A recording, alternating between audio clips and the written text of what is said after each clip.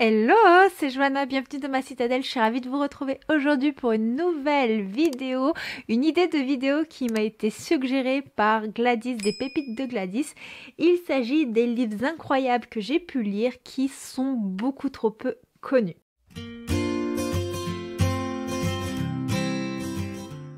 Il y a certains livres que je possède en papier, d'autres que je ne possède qu'en numérique, mais étant donné que j'avais la flemme de tout sortir dans ma bibliothèque, je vous mettrai les images de tous ces livres à côté de ma tête.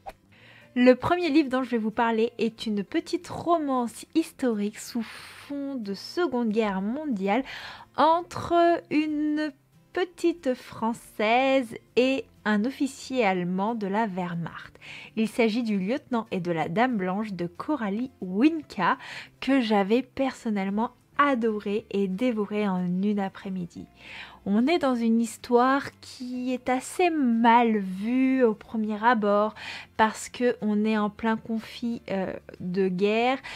La France est sous occupation allemande, il y a un réseau de résistance et notamment notre héroïne en fait en quelque sorte partie en aidant des réfugiés à pouvoir sortir du territoire.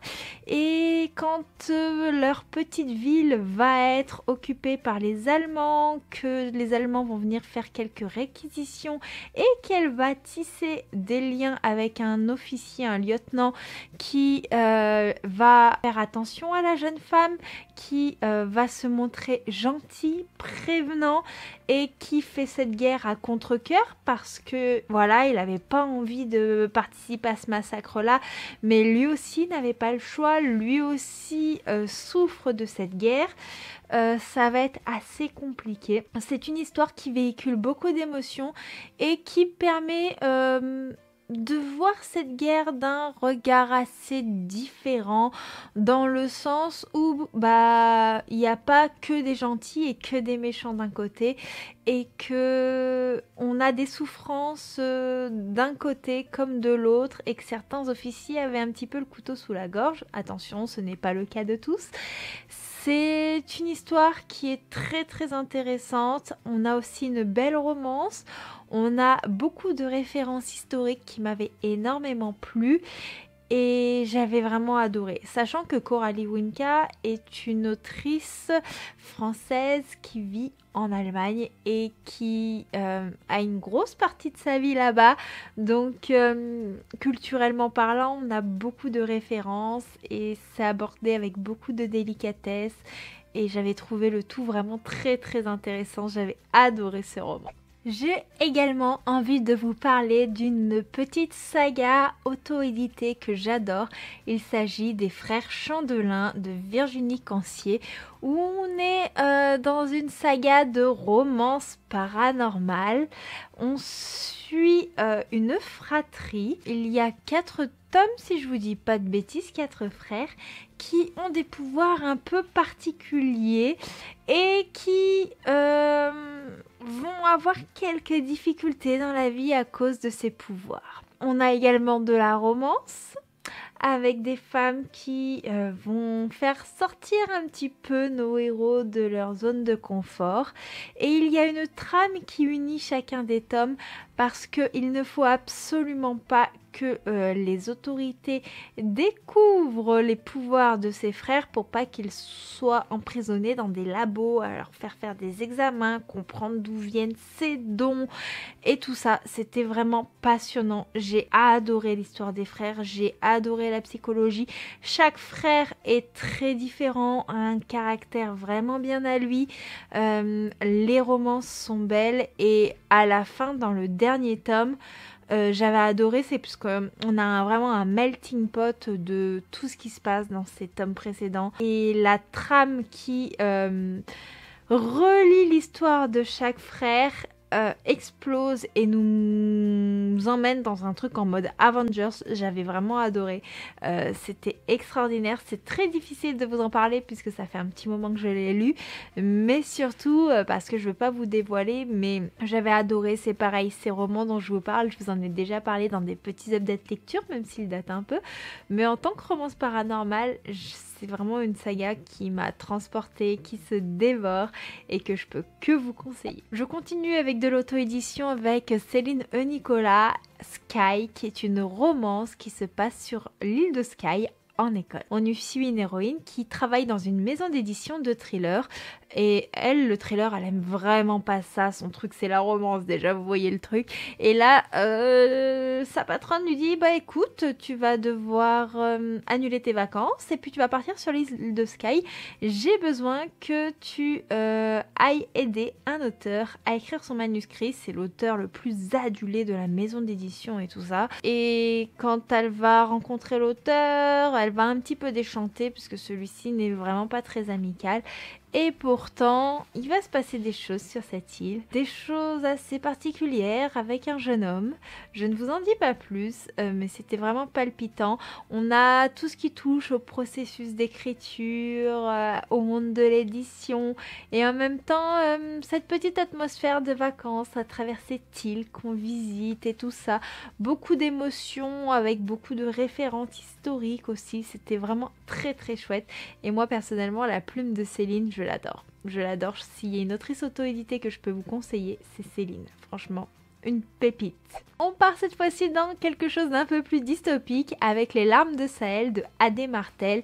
Cette fois-ci, on est dans un tout autre univers. On va suivre une héroïne qui habite dans une cité, je crois que c'est celle de Ceylan. J'ai un problème avec les noms et ça fait un petit moment que j'ai lu tout ça.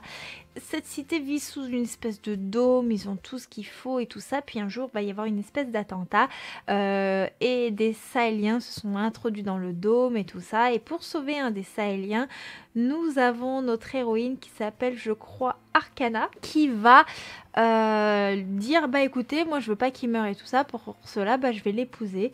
Et ils vont se marier, mais du coup Arcana va devoir quitter la cité de Ceylan pour Sahel, puisqu'elle n'est plus du tout la bienvenue. Et elle va découvrir un tout autre monde, elle va découvrir un peuple très pauvre, un peuple qui manque d'eau. Et elle va voir que culturellement parlant, cela n'a rien à voir avec la cité dont elle est issue. Et surtout qu'on lui a menti toute sa vie.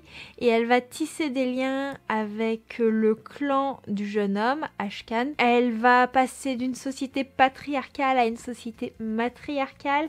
Il y a beaucoup d'enjeux, il y a beaucoup d'échos au réchauffement climatique, mais aussi à l'acceptation d'autrui, à la différence de culture. Et c'était incroyable. On a beaucoup de choses qui touchent également à la natalité.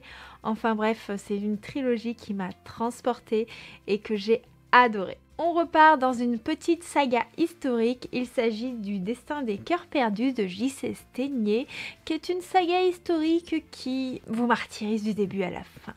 On suit une fratrie qui est issue d'une famille assez noble, assez aisée, tout ça. Mais ils ont beaucoup de filles et ces filles vont devoir trouver des maris. Et dans le premier tome, on suit Iliana qui va devoir épouser le fils d'une famille de noblesse. Je me souviens plus du nom de celle-ci, ça date un petit peu. Et celui-ci est loin d'être amicaux, sachant qu'elle va devoir aller au palais avec ses sœurs et qu'elle va être accompagnée par un garde et que ce garde va développer des sentiments pour la jeune femme qui va devoir se marier. Elle va en développer aussi. Et le fait que celui avec lequel elle devait se marier va être assez violent, ça va pas le faire, il va se passer beaucoup de choses. Et dans chaque tome, en fait, on suit une personne de la fratrie et une personne de la descendance, plus on descend dans les tomes. C'était vraiment extraordinaire. On a beaucoup de faits historiques, on a beaucoup de références. Toutes les histoires sont liées entre elles puisque ça avance vraiment chronologiquement. On voit que cette famille, elle est maudite. Il y a une petite touche de fantastique aussi. Et c'était vraiment quelque chose d'assez éprouvant, quelque chose qui vous tord les boyaux, mais c'est aussi une saga qui est addictive, une saga qui vous prend au cœur, une saga incroyable avec des personnages incroyables. Moi j'ai une préférence d'ailleurs pour le personnage de Hélène qui est la petite sœur rebelle. Je l'apparente un petit peu à Arya Stark dans Game of Thrones au niveau caractère. Son histoire, c'est celui du deuxième tome. ouais, du deuxième tome, je crois, ou du troisième, je ne sais plus, j'ai un doute. Mais bref, cette histoire, elle est vraiment pépite. Et je peux que vous conseiller. Moi, j'ai eu un coup de cœur pour la saga tout entière. Et pour l'histoire de cette famille qui est maudite, qui envoie de toutes les couleurs et qui m'a touchée au plus profond de mon cœur. Dans les romans peu connus que j'ai adorés, il y a Savage Love de Fanny Twice et cette fois-ci, on est plongé dans une romance au cœur du handicap, au cœur d'un centre de rééducation. On suit une héroïne en fauteuil roulant et on va suivre un sportif qui a eu une blessure au bras. Tous deux vont tisser des liens alors qu'apparemment ils n'ont rien en commun et on va voir le handicap d'une façon qui est juste extraordinaire. Il est tellement bien développé, les gestes sont très précis, très réalistes, tant au niveau des soignants qu'au niveau des personnages. On a une sensibilisation qui touche au handicap qui est incroyable, très touchante, une romance qui m'a pris aux tripes. Ce roman pour moi ça a été un coup de cœur.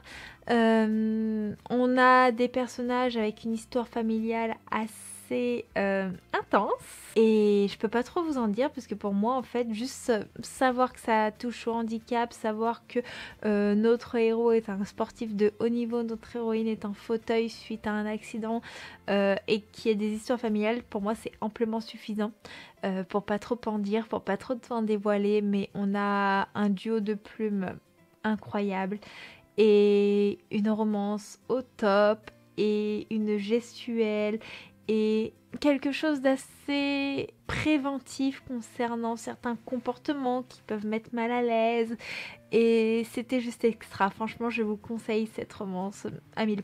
On continue dans le monde de la romance avec Romantic Call de Natasha Pilorge où on suit des parents célibataires et notamment une maman qui a un petit garçon qui je crois est autiste.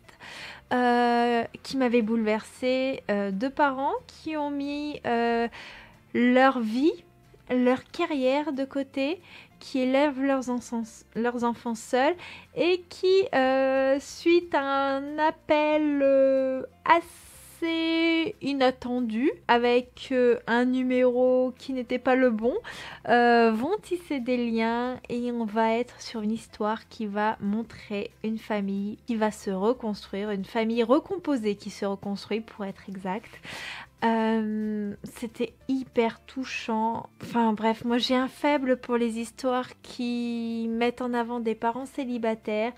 Et ce roman, je l'ai lu mais en quelques heures, j'avais pas pu le lâcher. C'était un roman incroyable avec une atmosphère musicale aussi. Parce qu'il faut savoir que le héros masculin avait un groupe et il a mis sa carrière d'artiste de côté pour élever sa fille. Puisque la mère de celle-ci s'est barrée. Et je crois que notre héroïne, elle s'est retrouvée maman célibataire. Je me souviens plus pour quelle raison, c'est pareil, ça fait bien 2 ans que j'ai lu le roman. Donc j'ai plus tout en mémoire, mais c'est une histoire que je relirai avec beaucoup de plaisir. Et elle travaille dans un bar pour pouvoir nourrir son fils, vivre, payer son loyer, tout ça. Même si la vie n'est pas facile pour elle. Et ils vont correspondre un petit moment par message sans savoir qui ils sont, sachant qu'ils se croisent quasiment tout le temps dans le bar, parce que c'est le bar où lui intervient avec son petit groupe de musique quand il peut s'octroyer une soirée sur scène, même si la musique n'est plus son métier prioritaire. Et c'était vraiment topissime, c'était incroyable. Et le petit garçon m'a tellement touchée. C'est encore une histoire superbement décrite, une histoire très émouvante et je peux que vous la recommander. On part dans le vampirisme, un tout autre genre, avec Alexia la sanguinaire de Léa Lee Morgan. Ici on est auprès de vampires et chasseurs de vampires. On n'est pas avec du vampire doudou, j'avais adoré. On suit Alexia qui est une vampire pas comme les autres, qui vit au sein d'un clan de vampires. Enfin elle vit pas totalement puisqu'elle a gardé sa maison à l'extérieur, mais bon, elle a quand même son maître vampire et tout ça, et elle va tisser des liens avec un chasseur de vampires. Ça va causer beaucoup de péripéties, sachant que ce chasseur boit du sang de vampire pour renforcer sa force, mais du coup il y a une espèce d'addictivité Et il y a une romance qui va se créer entre les deux, mais ça va être très très mal vu et le clan de vampires va être un petit peu compliqué, sachant que Alexia c'est la favorite de celui qui est le chef de clan de ce vampire, celui qui l'a transformé. Celui qui l'a transformé a toujours espéré qu'Alexia lui cède et qu'elle devienne un jour sa femme, mais Alexia refuse cela. Et du coup, il va épouser une autre femme pour pouvoir être marié et avoir une main encore plus forte sur les autres vampires et pour pouvoir agrandir son clan, maintenir maintenir son autorité en fait. Sauf que cette femme en veut à Alexia et qu'Alexia, elle aussi, a pour mission de tuer certains chasseurs et tout ça. Enfin bref, on est dans une histoire de vampirisme qui est pas trash, mais quand même assez... un peu dans l'horrifique quand même. C'est pas du vampire doudou et j'ai adoré. Et puis bien entendu, c'est très très romancé, un peu spicy et c'était vraiment très top. Ensuite, je vais vous parler du premier tome d'une duologie publiée aux éditions du Héron d'Argent. Je vous parle que du premier tome puisqu'il me reste encore le deuxième à lire que je n'ai pas encore lu. Il s'agit de L'apprentie faucheuse de J. Robin. C'est une histoire où on a des anti-héros qui ne sont pas forcément sympathiques. On va suivre une héroïne qui a été tuée. Je mets entre guillemets, pour ceux qui l'ont lu, vous comprendrez pourquoi, je peux pas en dire trop.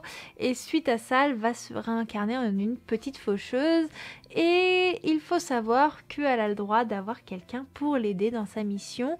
Une personne avec qui elle va être liée pour toujours. Et elle va prendre comme personne son tueur et le fait, sans servir de souffre-douleur dans les différentes missions qui leur incombent. Suite à ça, le monde des faucheurs et des faucheuses va être mis en danger. Ils vont devoir pallier à pas mal de choses pour survivre et pour maintenir l'équilibre, puisqu'il faut savoir que les faucheuses sont en quelque sorte sous l'ordre des cavaliers de l'Apocalypse. Et notre héroïne en fait un peu qu'à sa tête et le fait qu'elle a du mal à coopérer avec son tueur et que la cohabitation se passe pas très bien entre eux, ça va être compliqué. Et c'est une histoire où notre héroïne on l'apprécie pas tellement et on a plus de l'empathie pour son tueur. Parce que celui-ci est beaucoup plus sympa, celui-ci est beaucoup moins irritant et elle est dans une quête de vengeance perpétuelle. J'avais passé un bon moment, ça se dévore. Pour moi, c'est pas assez connu, mais pour moi aussi, ce roman, ça passe ou ça casse. Parce que comme je vous ai dit, on a une anti-héroïne et c'est pas forcément évident de la supporter. Voilà, je peux pas vous en dire plus, mais j'avais adoré cette histoire. Je termine sur une note très romantique avec Des vacances à mon cœur de Célia Aden. Célia, c'est une plume que j'adore. Ce roman est publié chez BMR. Et ici, on va suivre, je crois que notre héroïne s'appelle Lila, si je dis pas de bêtises. Je peux me tromper dans les prénoms puisque j'ai pas du tout la mémoire des prénoms et ça fait pareil, un petit moment que je l'ai lu. Et notre héroïne, elle a eu une déception amoureuse, sa vie ne se passe pas du tout comme prévu. Suite à ça, elle va prendre un van et elle s'est dit bon bah je vais faire un petit road trip de mon côté, sauf qu'il va se passer un petit quelque chose qui va faire qu'elle va tomber en panne. Le garagiste qui va venir la dépanner va s'occuper de son van, mais il a un problème pour recevoir les pièces. Il y en a qui vont mettre un petit peu du temps à arriver, donc elle va devoir prendre un petit hôtel et tout ça. Et pour le payer et pouvoir un peu payer l'hôtel, le déplacement, elle va se proposer de l'aider dans les tâches administratives et de l'aider à garder la fille de celui-ci. Lui est papa célibataire, la mère de la petite est partie et il souffre énormément. Donc on est dans une histoire de Grumpy Sunshine, sachant que notre héroïne est fan de Céline Dion, elle chante de Céline Dion, tout va, c'est très très fun. On a un papa célibataire qui ferait tout pour sa fille. On a une histoire de reconstruction familiale, c'était beau, c'était tendre. Il y a des aires de vacances. D'ailleurs, c'est une lecture que je vous recommande pour l'été. et j'ai adoré cette histoire. Mais de toute manière, j'ai toujours un faible pour les histoires quand il y a des enfants, des parents célibataires, un thème avec de la reconstruction. C'est une romance vraiment doudou, qui fait du bien, qui fait rire aussi et que je peux que vous conseiller. Voilà, ce sera tout pour cette vidéo, j'espère qu'elle vous aura plu. Moi j'ai pris vraiment beaucoup de plaisir à vous la tourner, à vous parler de ces romans qui je trouve sont beaucoup trop peu connus, qu'on ne voit pas passer partout, et je trouve que c'est agréable de parler de livres qu'on ne voit pas passer partout, justement parce que sinon on voit toujours un petit peu les mêmes choses et des fois c'est un petit peu lassant. Et personnellement, moi si je suis sur les réseaux sociaux, c'est pour découvrir des choses que je ne connais pas forcément, donc j'espère avoir pu vous en faire découvrir à mon tour. Sur ce, je vous laisse ici pour cette vidéo. N'hésitez pas à me mettre un petit emoji en commentaire si vous êtes arrivé jusque là, des petits sabliers puisque c'est des lectures qui datent un petit peu dans ma mémoire pour la plupart.